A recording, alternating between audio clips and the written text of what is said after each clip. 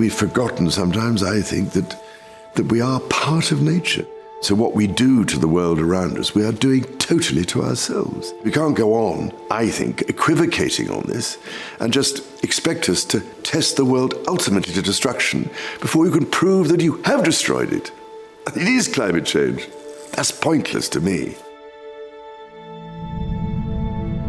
There is life after apparent death from the current conventional approach. We've got to come together as a world on this.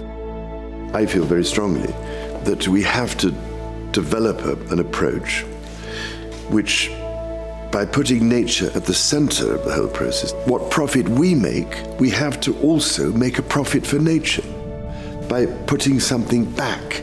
So my and your children and grandchildren can have some kind of reasonable future. At the moment, we are literally compromising it. We can't go on, now with all the ice cap melting completely.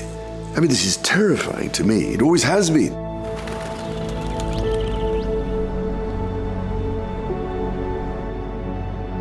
I mean, I know that all these industries have obviously had to focus on dealing with the immediate impacts of this horrendous pandemic.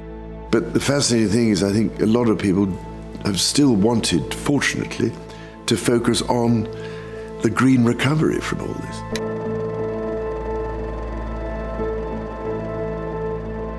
It was really from the 1960s onwards when suddenly all sorts of things were being abandoned left, right and centre.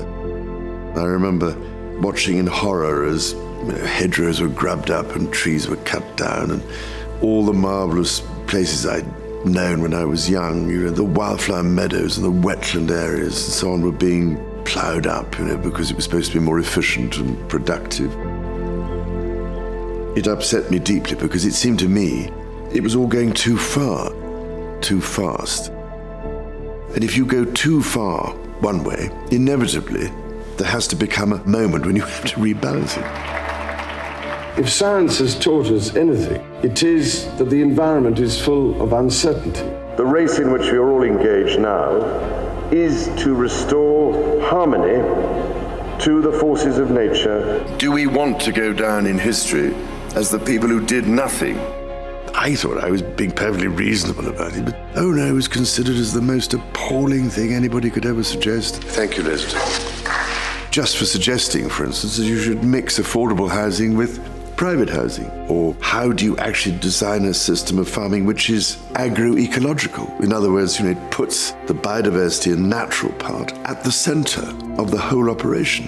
I don't know, it was sort of intuitive, I suppose. I just felt it deep down in myself that this was the only way at the end of the day. And I just felt it was otherwise going to fall apart. Everything was being designed, and still is in many ways, to battle against nature and to suppress and destroy, exploit. But it may have gone a little bit too far in terms of the exploitation we've imposed on the natural world,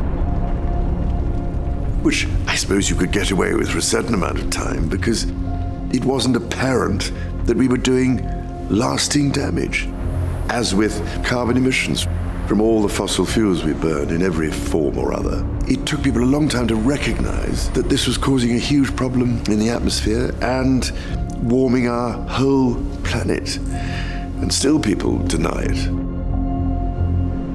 Until recently, nobody would have paid the slightest attention.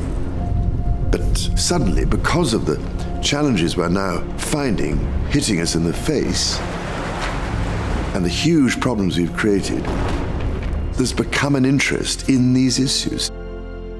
I've spent a lot of effort over my lifetime trying to bring people around the table with the Sustainable Markets Initiative, bring them together, industry by industry, to focus on how can we more rapidly decarbonize each industry, make the transition necessary, and actually find a much better way of doing things. Everything in nature, it's a finite resource. There's only a certain amount within the planetary boundary that we operate in. And the trouble now is that through this whole approach partly to convenience, we've forgotten that we have to live within the planetary boundaries. We have to make a real integrated global effort. At the moment, we've so degraded natural systems, ecosystems, biodiversity, that it's becoming increasingly impossible for nature to sustain us. At the moment, it's all take. Now we've reached the situation where we really need 4 planets like Earth to survive or to provide enough for everybody.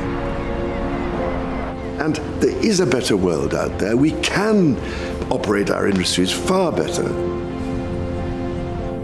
There is real hope, but we've just got to get our act together. And we've got to remember that the natural world is what sustains us.